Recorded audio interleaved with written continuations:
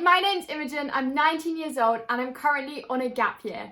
Today we are not talking about my gap year, however, we are going to be talking all about a really exciting, I don't know if exciting is the right word, an exciting day that is coming up, which is GCSE results day. Maybe terrifying would have been a better choice of word there. At the moment, it looks like GCSE results day is going to be on Thursday, but quite a lot of things are changing at the moment and the whole situation surrounding exam results is very fluid. So if things change after this video goes live, I'm really sorry. I'm just trying to make the best video and the best content that I can at the moment. If you're due to be collecting GCSE results on Thursday, then there are a few things that you can do to prepare. And we're going to talk all about that and also my advice, just a little pep talk for GCSE results along the way. So number one, the first thing to remember is that GCSEs are just a stepping stone to get to where you want to go.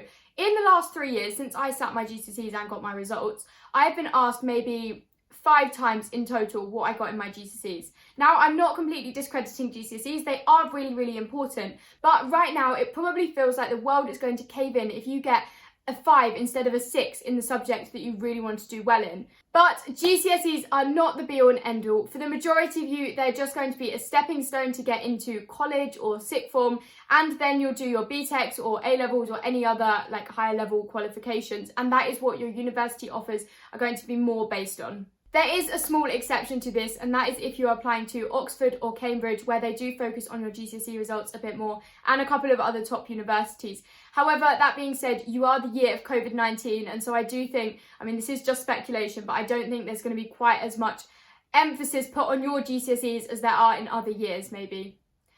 Tip number 2 is purely a practical one, and that is if you are collecting your results online, which I imagine a lot of you will be doing because of the current situation, then make sure you know the login to your school portal or how you actually access your results, because the last thing you want is when you're really nervous to be scrabbling around trying to change passwords, all this sort of thing. Just make sure you've got it all sorted in advance. And if you're not sure what your login is, then do email someone at your school, because I imagine at some point this week somebody will be able to answer that email and make sure that you're all sorted.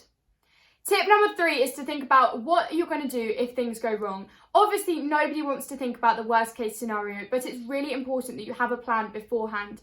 If you miss your offer for where you really want to go to, then the best thing that you can do, first of all, is to ring up that school or college and see if they will still take you, even though your results are not what you had hoped for. Then the next thing you're going to want to make sure you've got is a plan B. So if you don't get the results you want, you're going to want to make sure you've got a phone number written down for a school, college or sixth form who have lower entry requirements, so that as soon as you find out that you can't go to the one you wanted, you can get straight on the phone to another school, college or sixth form. You'll want to be pretty quick about ringing around other places, because obviously all of these schools, colleges or sixth forms do have limited student numbers that they can take, and so the quicker you can get on the phone to them, the quicker you can sort out what you're going to be doing for the next year. Another scenario that is kind of linked to this is that what if you get good results overall, so you're able to get back into your school, college or sixth form, or you can go wherever you want to go, but you don't actually have the entry requirements for your specific subject or your specific course. What are you going to do then? Is it more important that you study those subjects, in which case you'll want to look at other higher education places where you can do those, or is it more important to you that you stay at your school, college or sixth form where you know the teachers, you know your friends, and you know the environment that you're going to be in? It's a good idea to have a think about this in advance of results day so that you know what your plan B is going to be. My next tip is to look at the big picture, look at the whole picture. So if you get 2 of your grades downgraded, but you've got 8 others that are as you'd expected, as you'd hoped for, then try and focus on the majority of those grades, which are perfect, than the minority, which unfortunately is due to maybe the algorithm, or just due to, unfortunately, your teachers hadn't seen enough evidence from you to prove that you would have got a higher grade. I know I personally was really bad at this on results day. There were a few grades that were a little bit lower than some of my others, and I was like, oh my goodness, like why have I got those grades, when actually I was failing to notice that I'd got 9 grades that I was really happy with on results day. So the takeaway from that bit is to let's just see the good in the situation. I imagine the GCSE results, if they're anything like the A-levels, are going to be kind of disappointing for many students, in which case it is really important that we look for the good in the situation.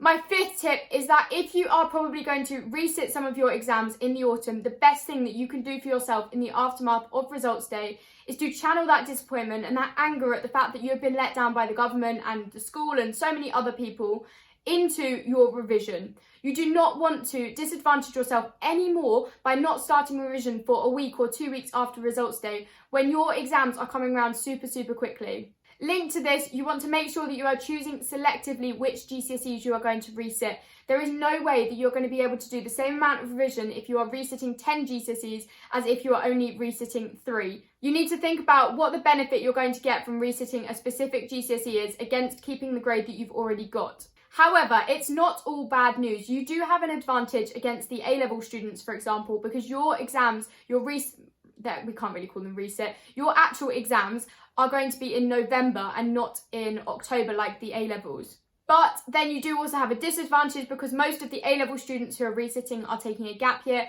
whereas I don't think you're actually allowed to take a year out of education at this point. And so it is likely that you're going to go straight into more education, whether that's A-levels or doing BTECs at college, in which case the best thing that you can do for yourself is work out how you're going to balance going to school or college against how you're going to revise for your exams.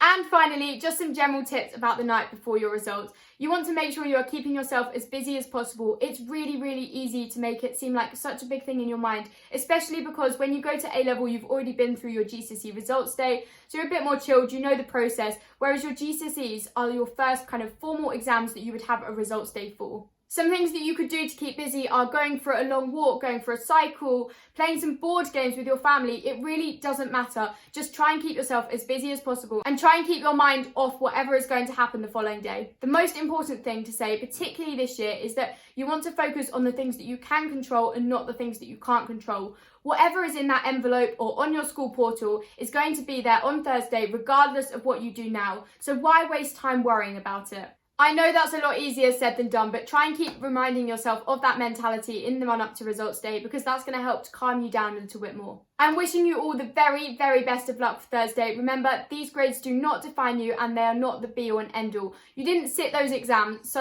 at the end of the day, these grades are not a true reflection of what you are capable of.